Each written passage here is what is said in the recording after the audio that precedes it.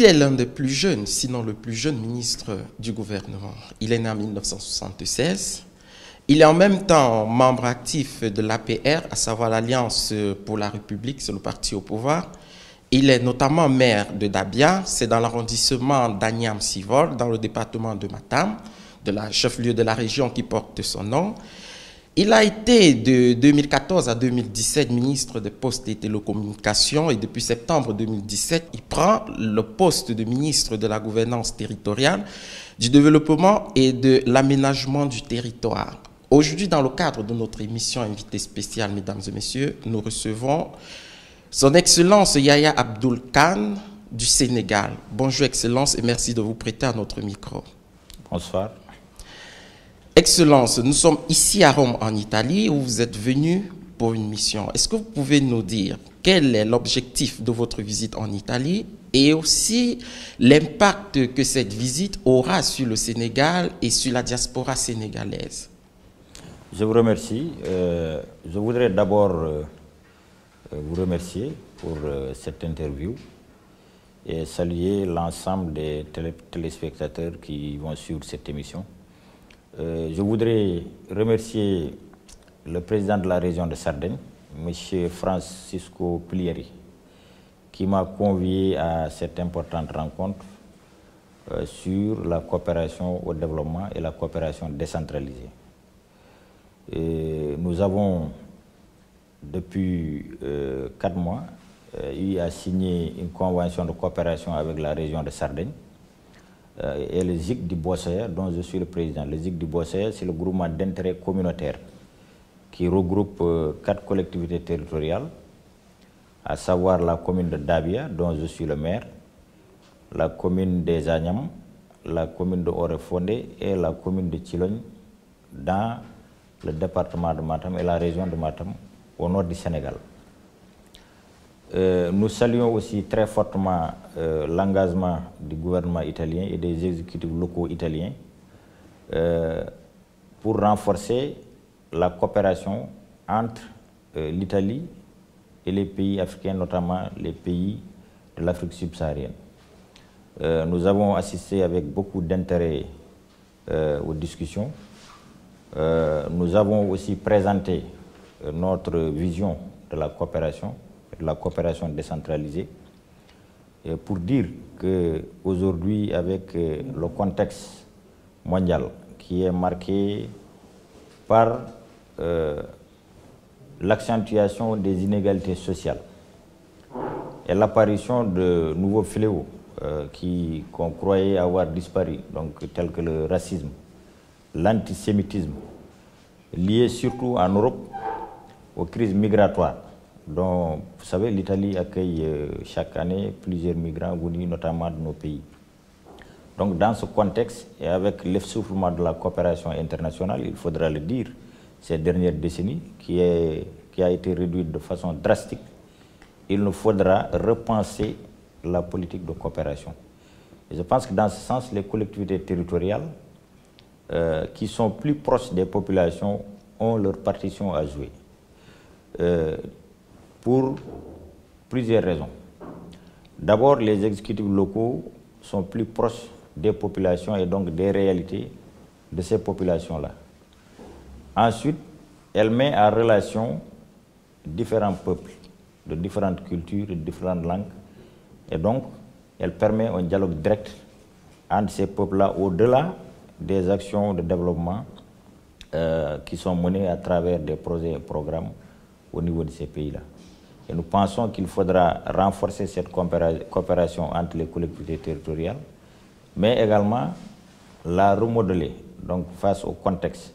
Il ne s'agit plus d'attendre des pays européens une assistance technique ou une aide alimentaire, mais plutôt aller vers des partenariats dynamiques, des partenariats gagnant-gagnant. Donc aujourd'hui, l'Afrique regorge d'énormes potentialités dans tous les domaines, notamment dans les domaines de l'agriculture. Je pense que la question de l'agrobusiness est revenue dans les débats, dans les domaines de l'élevage, la foresterie, etc., dans plusieurs secteurs, mais également dans le domaine culturel. Je pense que nous avons un patrimoine à valoriser et, comme je l'ai rappeler en citant le faux président Léopold Sédar Senghor, président du Sénégal, qui parlait de civilisation universelle. Donc il nous faudra bâtir cette civilisation universelle ensemble, que chaque peuple, chaque nation puisse apporter sa contribution à la construction de cette civilisation. Je pense que dans le monde d'aujourd'hui, comme j'ai eu à le rappeler dans mon discours, il n'y a plus de place ni pour les faibles ni pour les complexés, et nous devons nous accepter dans nos différences. Et je pense que la coopération décentralisée apparaît pour moi comme un viatique. Et quels sont les objectifs que vous êtes fixés après avoir pris le poste de Premier ministre dans la gestion du territoire au Sénégal? Je pense que notre objectif fondamental, c'est de mettre en œuvre la feuille de route qui nous a été définie par le président de la République, son Excellence M. Macky Sall. Vous savez, depuis qu'il est arrivé au pouvoir en 2012, il a fait de l'équité territoriale une des pièces maîtresses de sa politique, puisque nous avons hérité d'une situation qui est presque similaire à tous les pays africains, où nous avons une politique d'aménagement du territoire très déséquilibrée. Nous avons hérité au Sénégal, par exemple, de l'économie de traite, d'une politique d'aménagement du territoire qui avait fondamentalement divisé le Sénégal en deux zones. Un Sénégal qu'on pourrait qualifier d'utile, où l'essentiel des activités de production sont concentrées, c'est le centre-ouest, avec le développement de la culture arachidière, qui était la clé de voûte du système colonial à travers l'économie de traite, et un Sénégal inutile, donc les régions surtout nord, sud, est. Et qui les a classés entre utiles et inutiles? Oui, ça, on a dit utile et inutile du fait que quand vous regardez la cartographie du Sénégal, et jusqu'à présent d'ailleurs, nous vivons les survivances de cette politique au lendemain des indépendances, de cette politique bien avant les indépendances, qui a été malheureusement systématiquement été reproduite par les différents pouvoirs qui se sont succédés. L'essentiel de l'activité de production est concentré au centre-ouest, ce qui fait que la plupart des autres régions, dont la région de Matam, d'où je suis originaire, étaient devenues des réservoirs à bras. Donc, c'était devenu des zones de migration. Et donc, on a au Sénégal, aussi vous voyez... Migration externe ou interne? Interne. Avec l'économie de traite. On n'a pas assez de temps, mais peut-être je vais juste résumer. L'économie de traite avec l'économie de traite, le Sénégal était spécialisé dans la production de l'arachide. C'est ça.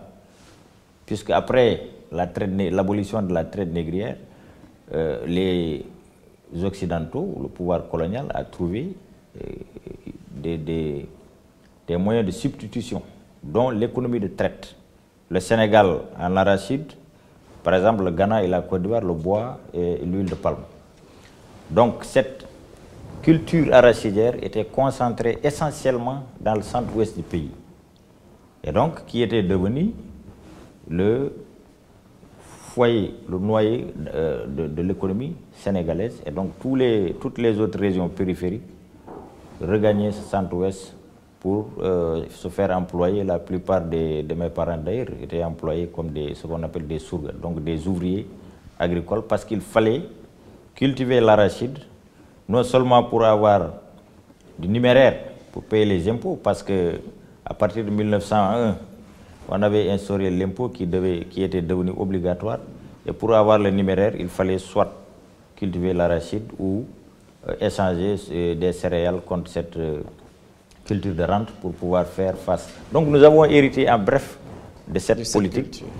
Le Sénégal, depuis son accession à l'indépendance, ça aussi il faudra le rappeler, c'était aussi engagé dans un processus volontariste de décentralisation et de démocratisation à la base, qui a été marqué par 3 phases.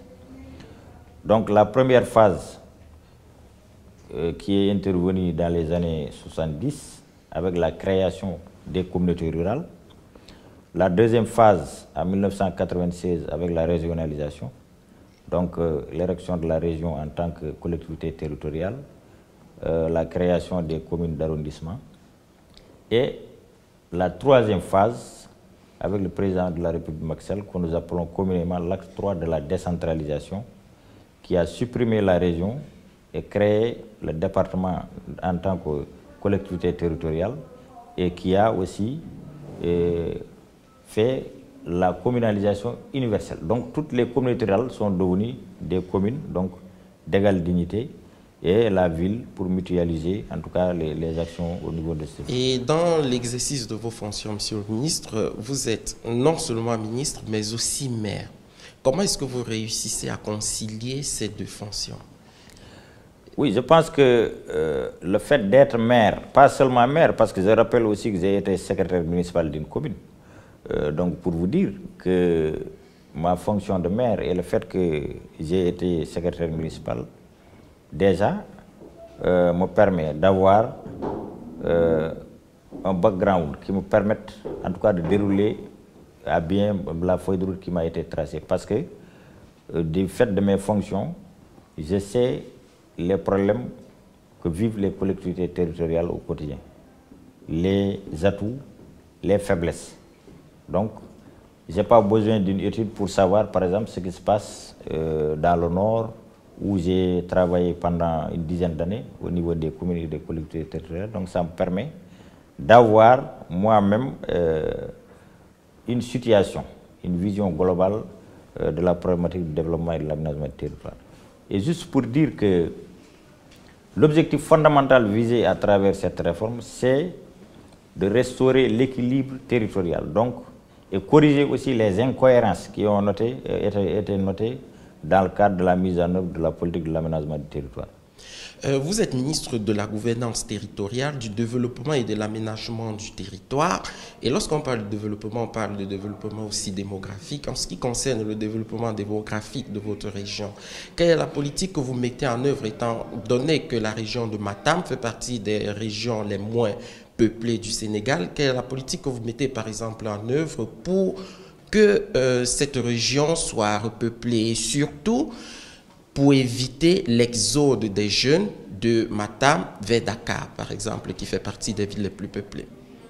Oui, avant de répondre à cette question, permettez-moi d'abord de faire un petit détour historique pour rappeler que dans un passé récent, la région de Matam a été le grenier à mil du Sénégal. Donc du fait de la production céréalière qui était très importante au niveau de cette zone, qui malheureusement, à partir des années 70, a connu une sécheresse endémique, donc qui s'est traduite par la déstructuration du système de production traditionnel, qui était principalement structuré autour de l'agriculture pluviale, dans la zone que nous appelons le Djeri, donc c'est une zone sablonneuse où on pratique de l'agriculture pluviale, et dans une autre zone avec l'agriculture de décrue qu'on appelait le Wallo. Donc c'est dans ce système, en complément venait maintenant la pêche au niveau du fleuve et de ses défluents, l'élevage entre autres. Et cette région fut dans un passé récent l'objet de convoitises de la plupart des royaumes environnants, parce que je vous rappelle que cette région qui appartient au Fouta Toro a été d'abord colonisée par les Bambara, ensuite les Peuls, et à un moment donné de l'histoire, donc avec suite à la sécheresse endémique qui sévit dans cette zone, il y a une déstructuration de ce système de production qui a poussé presque la population à l'exil. Donc c'est l'une des régions les plus frappées par le phénomène de la migration. Et aujourd'hui, docteur, quelles sont les stratégies mises en place pour que cette région regagne son place? Voilà, j'en viens. Les stratégies, c'est quoi? C'est d'abord valoriser le potentiel existant, parce que c'est l'une des régions les plus fertiles du Sénégal, où nous avons une disponibilité en terre et en eau avec la présence du fleuve et de la crue. Donc c'est de valoriser ce potentiel-là à travers des projets de développement structurant. L'État est en train de faire d'énormes efforts dans ce sens-là, avec la réalisation d'infrastructures, les aménagements hydro-agricole, mais également d'autres projets dans les secteurs de l'éducation, de la santé pour accompagner cette dynamique de développement local. Et une politique également de gestion de la migration. Et l'objectif aujourd'hui, c'est d'essayer, peut-être que nous y reviendrons, c'est de faire de telle sorte que cette diaspora aujourd'hui ici de cette région puisse, en tout cas, même si elle ne retourne pas, avoir des projets de développement au niveau local. Et je rappelle que c'est en partant de ce constat d'ailleurs que nous avons conçu avec la région de Sardaigne dans le sud de l'Italie. Dans le sud de l'Italie, un projet similaire, parce que nous sommes partis d'abord de la problématique de la désertification. Vous savez, c'est l'une des régions aussi les plus touchées par l'avancée du Sahara. Donc nous sommes passés de cela et il y a un lien direct entre la problématique de la gestion de l'environnement dont la dégradation a conduit à la désintégration du système de production et l'émigration, puisque les hommes sont partis parce qu'ils n'avaient plus d'alternative. Parlant de migration, Dr Kane, les jeunes, nous avons constaté aujourd'hui, l'Afrique, l'émigration des Africains vers l'Europe n'est plus quelque chose à démonter. Récemment, d'ailleurs, une vidéo a fait couler beaucoup d'encre, par exemple, qui montrait les jeunes Africains être vendus tels des esclaves des siècles passés en Libye.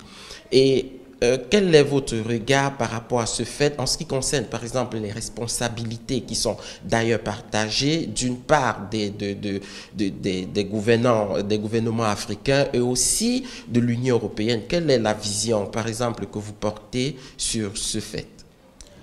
Oui, d'abord, nous regrettons ce qui s'est passé en Libye, puisque aujourd'hui, c'est inacceptable. C'est quelque chose que nous condamnons avec fermeté. Maintenant, je pense que la problématique de l'immigration, c'est un phénomène multidimensionnel. Et je pense qu'on a souvent essuyé dans cette politique avec l'approche. Donc c'est un tout, donc c'est une totalité. Et les responsabilités sont à plusieurs niveaux.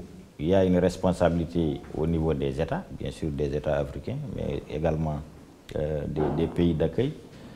Une responsabilité au niveau des familles, au niveau de l'environnement immédiat. C'est une responsabilité donc globale. Chacun a sa part de responsabilité. Maintenant, c'est comment faire pour régler ce problème-là. Il faudra rappeler aussi que la migration, le fait de voyager, c'est un droit. Donc, on ne peut pas empêcher aux individus Mais c'est parti comment, oui, la façon dont ils partent? Attendez, oui, c'est cela. On ne peut pas interdire l'immigration. Ça, quand même, c'est quelque chose qui est normal. Un adage d'ailleurs dit seul les montagnes ne se rencontrent pas, les hommes se rencontrent, donc c'est ils cela, doivent bouger. c'est normal, c'est un droit. Et maintenant, pour gérer Maintenant, l'immigration doit bien entendu être encadrée. Je pense qu'il y a des canaux d'immigration. Il faudra revoir les politiques de coopération entre les différents pays, mais aussi condamner et récuser fermement l'immigration clandestine. Je pense que le problème, ce n'est pas seulement souvent dans les débats où on parle d'emploi des jeunes au niveau local.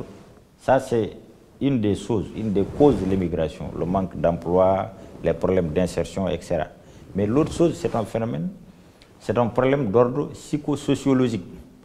Il y a des gens qui, aujourd'hui, préfèrent voyager, quitter leur pays d'origine pour aller découvrir, parce qu'il y a ce que nous appelons par ailleurs le mirage de l'immigration. Les gens croient qu'il y a un Eldorado, donc on ne peut pas les retenir. D'ailleurs, chez nous, il y a des formules dans les langues locales qui montrent combien cela est ancré dans la conscience collective la plupart de nos zones, quand on dit soit je suis de l'autre côté, soit c'est la tombe.